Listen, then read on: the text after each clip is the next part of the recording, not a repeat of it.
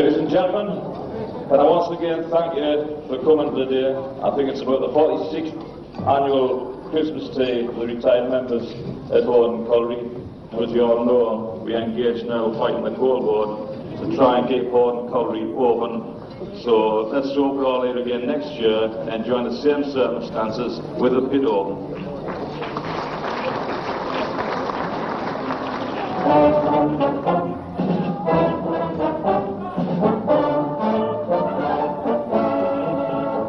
To close the quarry, it's going to help to destroy this community. Definitely going to help to destroy it. We're not followers of the master, Arthur Scargill, but one thing about him, he could, in my opinion, he could say that it wasn't the quarry that was being removed. It was the whole community paper. Community being destroyed.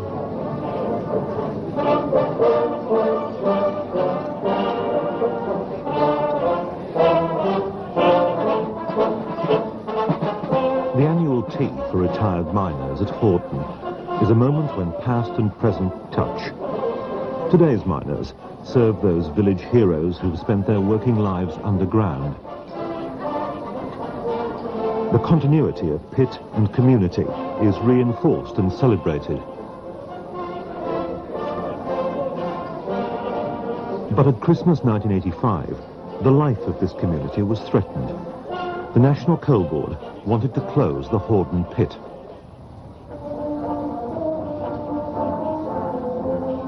Horden is a pit village on County Durham's coal coast.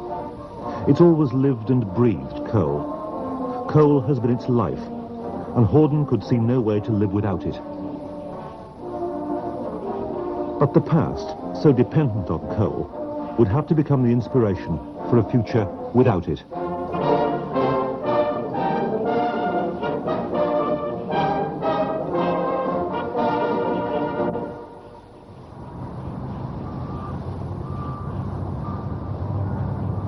The buzzer, yes, the buzzer used to go and that laid the pit was idle. When you heard the buzzer going, you knew the pit wasn't working. The men hadn't to go to work. How many times did it go about if a man being killed in this pit? Hundreds and hundreds and hundreds of times. That pit's been lying in state for over a year now. Just ready to be buried. We did fight. Our men, and I mean every man that works in that pit, they did fight. Our men choose to work in a mine. So we'll fight for their rights of choice. Not that we want them to go down the mine.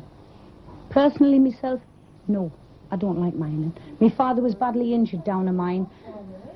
He lost his life through it. But there is only mining in here. And our men are proud and they want to work.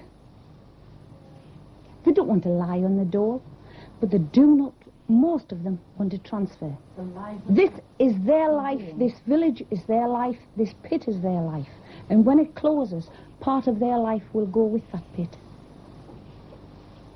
This is, and it is emotional, yes. We fought during the strike, we fought for a year afterwards. And the day that finally goes, I think part of my heart will go as well. Unicorn! Unicorn! The bond between pit and village is a deeper seam than jobs and wages. Over the years, it produced a tradition of practical caring and mutual help, almost forgotten in commuter Britain. Here was a village welfare society, long before the national welfare state.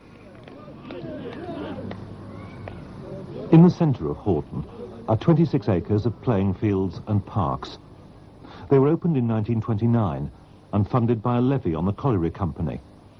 But the running and the maintenance of the park was left to a village committee.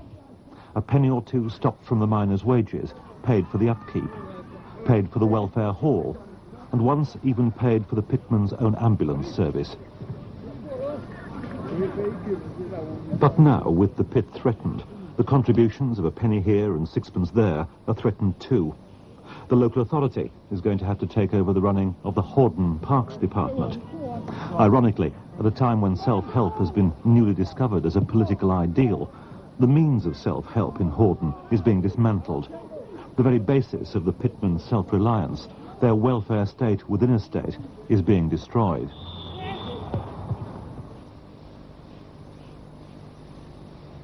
By County Durham standards, Horden is a new pit. It was only in 1900 that the Horden Colliery Company began sinking its 3 shafts. Their account books chart the progress of the new venture, the construction of the pit buildings, the day the first precious coal was sold. Also recorded and accounted for in those early years is the birth of the village the company built around its new pit. In 1903, the purchase of 31 Durham acres and the construction of 24 houses. By 1905, 138 houses had been built. The first streets they built up to 5th Street. You only had to come out the front door and walk along the street, and all led to the colliery. Well, in those days, the streets started from 1st Street, 2nd Street, 3rd Street, 4th Street, 5th Street, 6th Street, up to 13th Street. There was no 14th Street, but if people talked about going to 14th Street, they were going to the cemetery. By 1913, Horden was a community of more than 1,200 pitmen's homes. It was rough. I mean, there was no time we cut them on the road. It was like big stones. I remember reading some about 19 years. Oh, I was born then. We could always remember the church, though. I remember going there on a snowstorm. I was the only one who turned up in my class. We always remember that. You could hardly walk with snow. My dear friends, we offer our Eucharist for the good of our own parish and people. In 1913, the coal owner built a church. He built with confidence. This was to be no coal rush town. Shops and businesses came, but they too depended on the pit. Perhaps those were never really good times, but Horden was better off than many parts of County Durham. Now, Kilburns were popular because they were a credit firm. Now, you could go to Kilburn and you could get what we call a clubbard. That was a credit. And the most you could get was £2, because the miner's full wage at that time was only 30 shillings a week. While the birth of Horden is recorded in the coal owner's ledger copperplate, so the pit's road to extinction is set down in the computer printout of another, this time nationalised, profit and loss account. Horden coal, the computer said, was too expensive. It wasn't suitable for today's market. This was the case the mining unions were pledged to fight when they went to the new mining review body in London. The pitmen had figures too. The cost to the community of redundancy payments, of unemployment benefit, of lost rates. An alternative ledger, this time of the social costs. Liability. Economics. Start. Their case is basically on economics. The judgment went against Horden. The case, based on the social consequences, was rejected. Horden would close. He used to say years ago, should close the pit down and give the farmers field back. It's going to come to that now. No, but there's nothing else for the men to go to. My grandfather, my father, my brothers, it'll be part of my lifestyle gone down the drain. Now there'll be a big gap in the community. There's another quick dance. It's the Cindy Swing. Right, so let's have you all up dancing.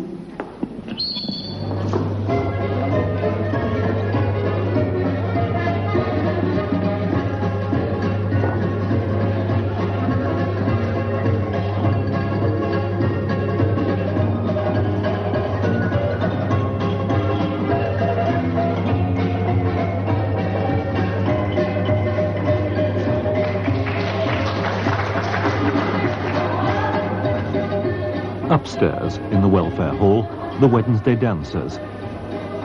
Downstairs, the NUM meeting. It's 81 3rd Street. Tommy Griffith's father lived in that. 84, it's not 81. Now, if Horden is a state within a state, 10th Street. then its government is the Union Committee. You want one along next to him?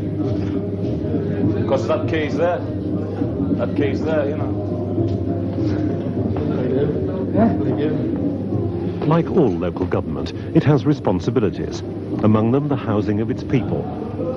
First, second and third streets, the colliery streets, may be owned by British Coal, but it's the lodge that decides the tenants. That proud village tradition of self-determination, where a man faces his equals across the committee room table, lives on for a little longer yet, for as long as there's a pit and a lodge. Okay, right. Give us your name and address, John, for the benefit of the committee and for a minute about press. John Matthews, 32 West Street, Blackhall.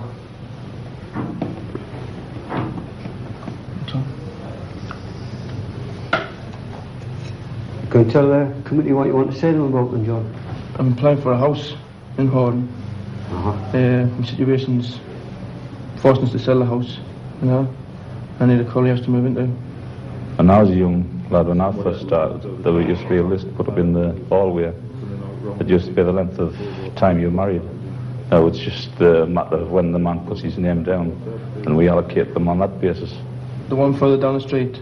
Because you'd like you as young lads to get the chance of these houses. There's been other pits closing. We'd like you to get the chance of these houses before you move on to somewhere else. And we'll fill these vacant houses in Horden. Hopefully we'll fill them with the lads that's transferred. So they actually transfer to another pit, but they're still living in our community. It keeps our community still viable.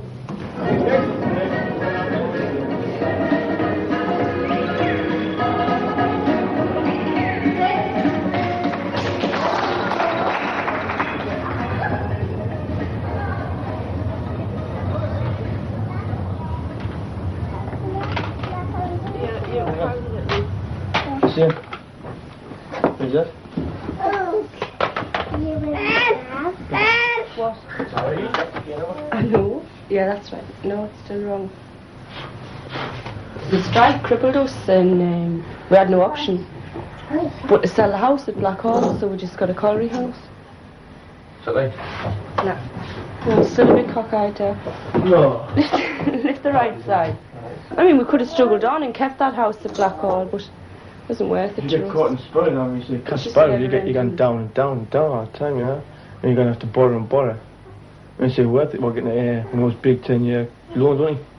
Past caring, weren't we really? We just couldn't get any further forward. We were talking about 10, 15 years before we would sort of pay off mortgage arrears and things like that, and it just wasn't worth it. So we just said we'd try for a colliery house, and we got this one. Hey, listen to me. Listen hard, and you'll begin to understand the dialect, the pit yak. But to understand the men, that's a different matter. To know the men, you need to know the pit.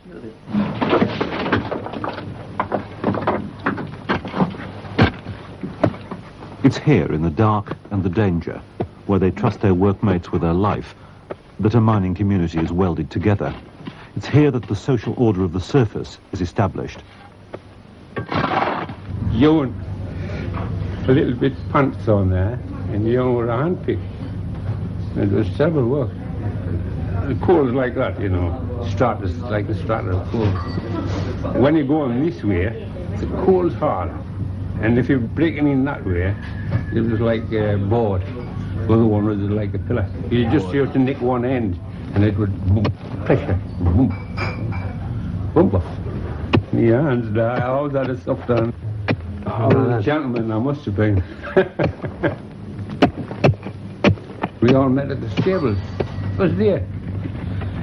He's gonna get a gower. That meant a pony like. And took it to Southwest too.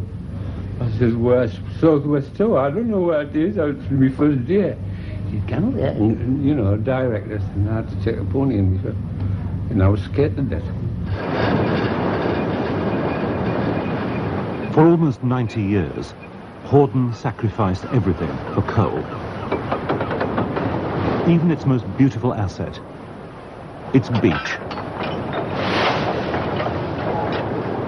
Surprising how many charabangs came down to Horden Beach before the college spoiled it. They come from Shotton in like horse-drawn carriages, but sailing like a boat, you know. It was lovely all the way down, mind. It was trees right down to the beach. And the 26th strike, well, it denuded all the Danes and everything. And they had no coal and they were cutting trees down and all sorts. Oh, natural strike. No coal, you had to go down the beach or on the heap, stone heap. Maybe digging holes and all sorts, getting bits of coal out.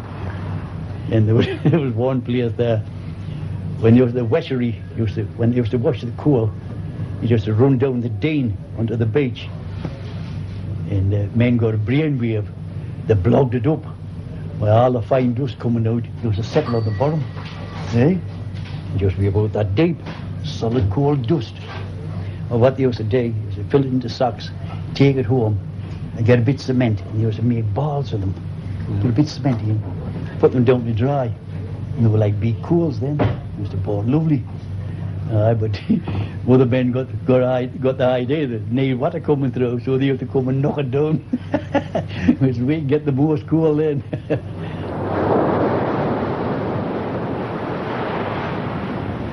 Like that fella, he says, in 1926, he says, he won 200 pound down the school here, high up. I said, lad didn't tell me that. He says, I did the nurse. I said, there wasn't 200 pound in Barclays Bank here, 1920s. There was no here at that time. My father come here in 1910. I think I've got a club membership for him for the big club. No, the big club was burned down. And the boy lived in Horden, saw that. The Horden riot. No one quite knows how it started. The pit was closed because of a dispute that January of 1910. There were no wages. It was also polling day. The office of the Conservative candidate, the Honourable Mr. Lambton, was attacked. The Liberal candidate, Evan Hayward, was well on his way to victory. That first day, the colliery's big club was wrecked and its cellars raided. The next day, according to the headlines, the mob marched out of Horden across the viaduct. The papers blamed the drink for the events that followed. The pitmen blamed an intransigent colliery company, just as their descendants were to blame MacGregor and the NCB 3 generations later. That day, the men marched on the colliery agent's house. The police were called, shots were fired, and back in Horden, the big club was burnt down. It was election business. The people that had it wasn't the same with the workmen. And the stewardess said something wrong to somebody, and that started. They started to hoist things out the window. The piano and everything went out the window. They set fire at the finish. And there was some down in the cellar drinking while it was on fire. No, it was about, I think it was 5 men went to jail over that. 2 years later, they rebuilt the big club. Well, this is where the handball alley was. It was just behind the club where they played handball. It was a poor relation of fives, played with a hard ball against a high wall. Right about two or 3 yards. And here it was a tough, calloused, bare hand game. Have you any at the present time? I've seen a game start at 2 o'clock and finish at turn 7 o'clock. And when the two more jobs were playing, the place used to be full. And you know, it was fun when you see the men standing there, all the men, they were all gone.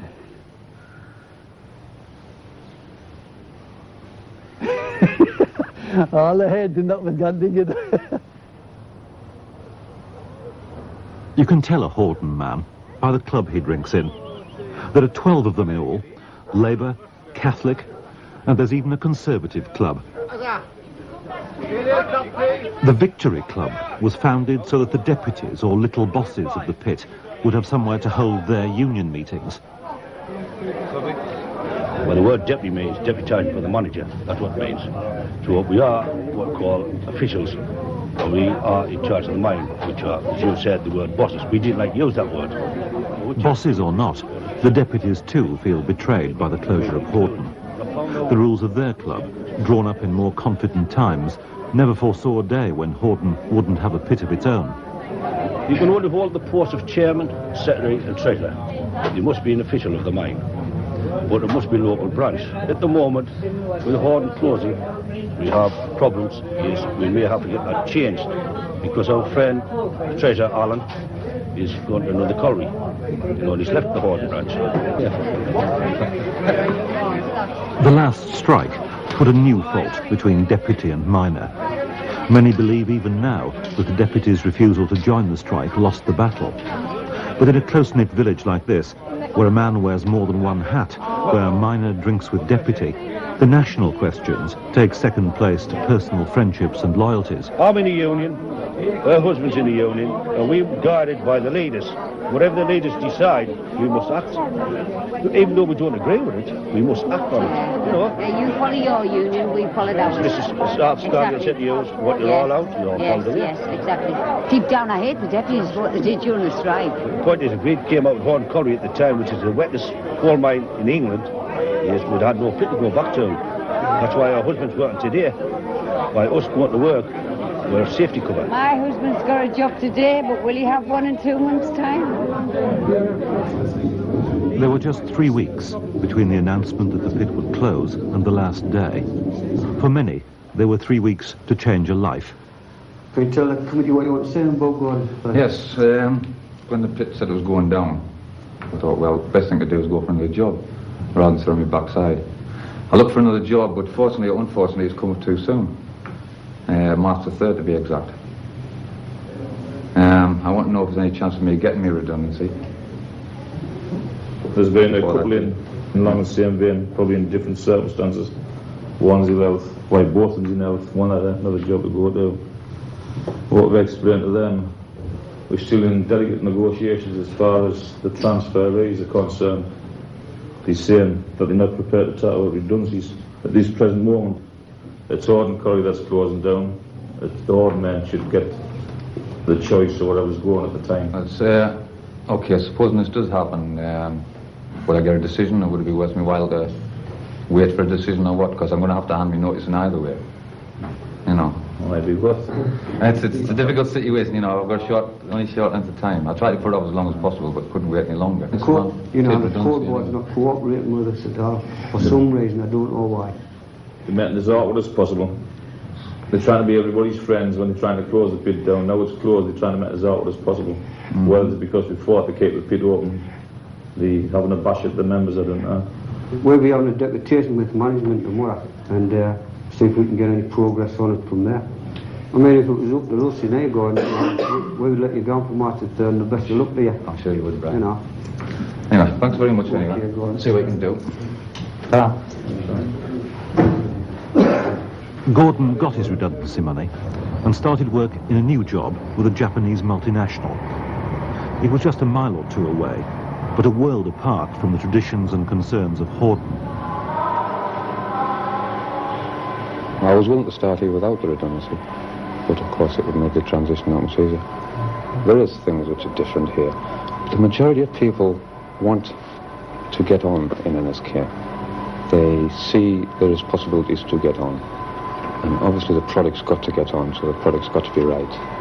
You know, they want to move up, they want to move grades, they want to move up positions in the Keep an eye on line 4, because when he comes to the wheel change again, I lost the feedbox position on 4-2. So, besides everything else is okay, you know. It's all yours. I'm going to say Big Eddie. Every state has its dissidents. Gordon had gone to another country, had exchanged the intense, possessive community spirit of Horden for the brash veneers of the new town of Peterlee, just up the road. New Britain, uncluttered with tradition and the old loyalties, a place of exile for those with no heart for Horden's fight, a town with no heart to fight for. I belong to Horden, I was born in Horden, I'll still go to Horden. They say that a community, as in Horden, will die if the colliery dies. Well, to my mind, it's a piece of nonsense, you know. My father said there's only one trouble with Horden, is that it isn't the capital of England.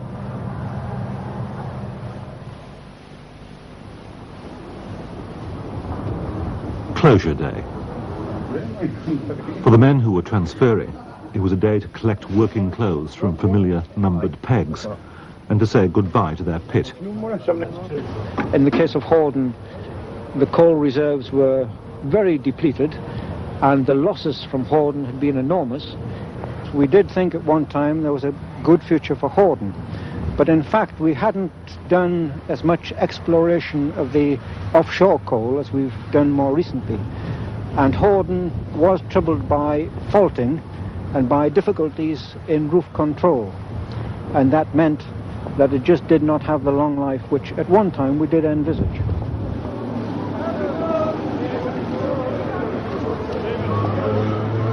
We thought I'd say each day We can't have a feeling in the sense of bearing the full economic costs of closure. We simply can't do that. But if we ever lose our complete feeling for the mining communities, then I think we'll not do our jobs efficiently.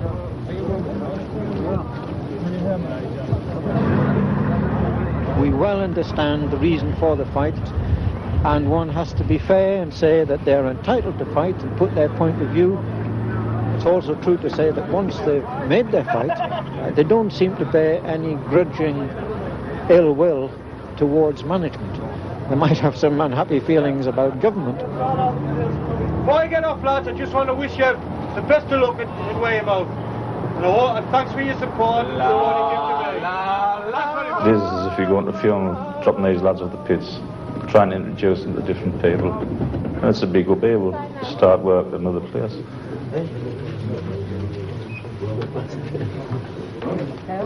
The bus against the Bessie's garage, Blacklist Terrace, round by the pit, back to the bell, and then it comes back to Bessie's garage and then up Fleetley that way. Ironically, the pit bus, the passport to a new job in another colliery, has become a symbol of oppression in the little mining states of Durham. It's seen as a staging post on the road to extinction for communities like Horden. The new pits the buses run to are modern, and they may have the promise of long life, but there's no village workforce. The Horden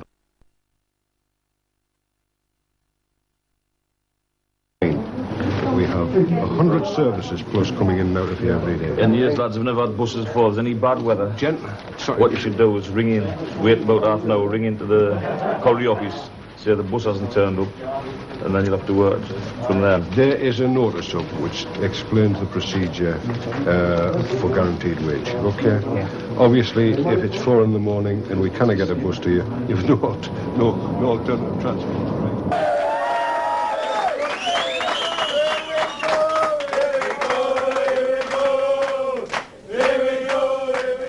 We've had a traumatic 2 to 3 years, and we've all stuck together.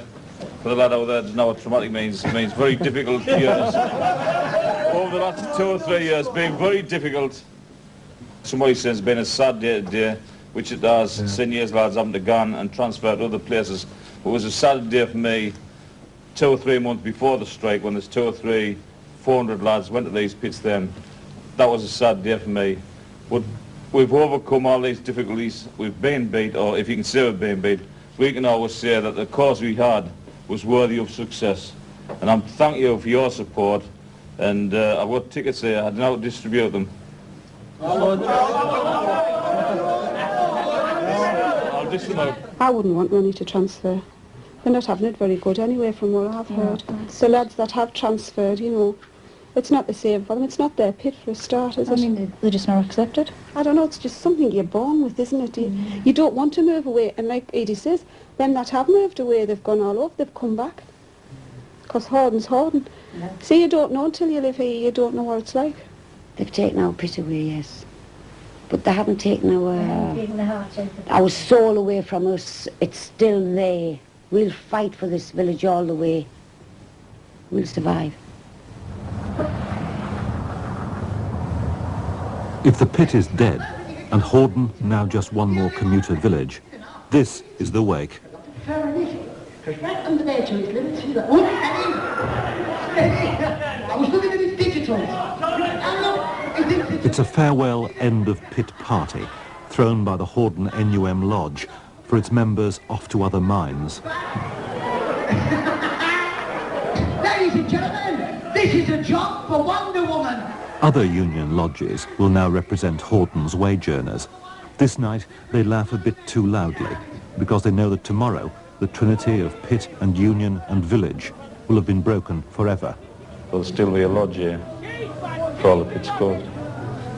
We've got over 1,000 members retired that come down once a month and keep in contact.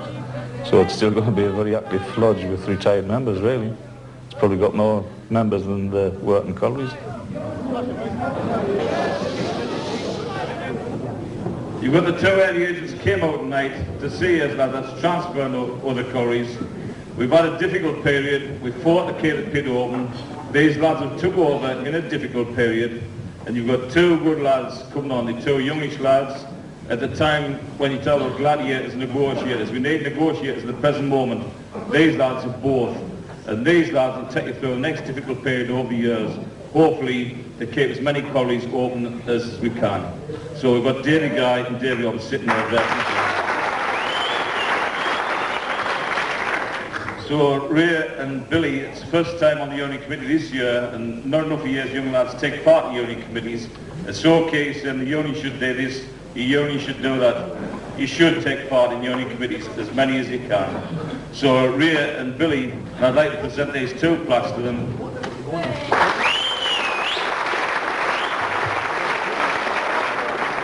What I'd like to say to the members who's transferred, we've had a fight at Horden.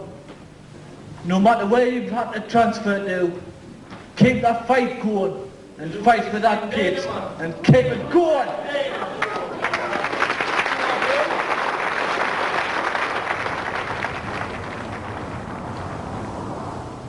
Well, I say I'm 52-year-old. If I transferred, I'd be transferring to pits where there's younger men than me going out. So I'll be taking redundancy.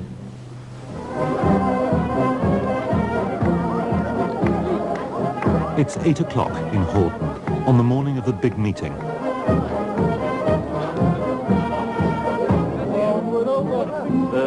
want a quick drink? Bar's open. It's the day when Labour celebrates past struggles and raises a standard for the future, when the working lodges parade their banners through the city of Durham. Once at the Miners' Gala, speakers like Nye Bevan would look out on a sea of colour, the tapestry of mining life. After decades of closure, there's just a trickle of banners left. Think we kick off? Mel? South of here. What's the route? Up South Terrace. No, I'm not going up South State Street turn. We've been up there 2 years running. Louis Ramshaw, Big Louis, has led the Horden banner for as long as most marches can remember. The humour of the pantomime dame somehow dulls the sad edge on this, the very last march. Well, if we're going along Hyde Street, we'll have to go up Warren Street and come back down this way. We're not going up there. I better do the marching early in the morning. Well, you ain't going up Bram, nor I'll go along Hyde Street. I'll leave the band, I'll just go along, I'll take it out. We'll meet you there then. Right, you can play yourself.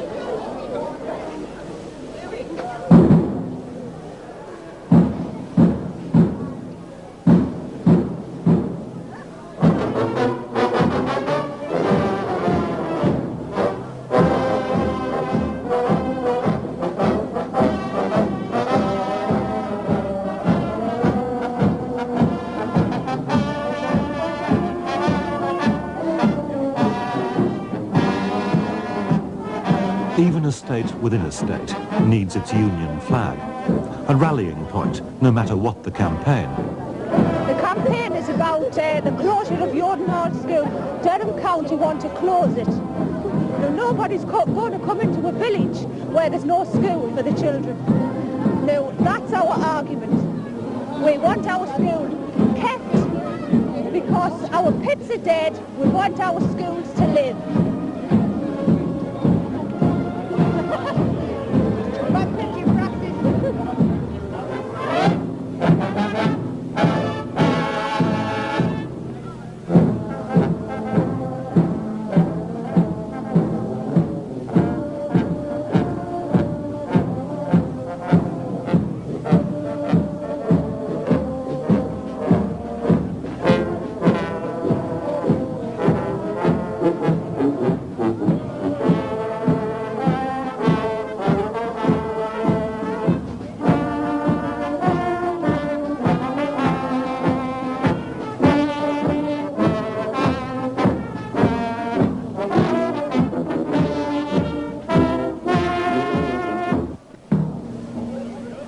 it's the last time our banner's going to be lifted, you know, so a little bit sad this morning. It takes a lot of money to lift the banner and have the band, you know. You know, if you want a band to lead your banner in, it costs a lot of money, and there'll be no lodge next year.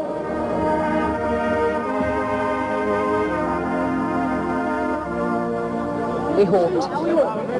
We lost.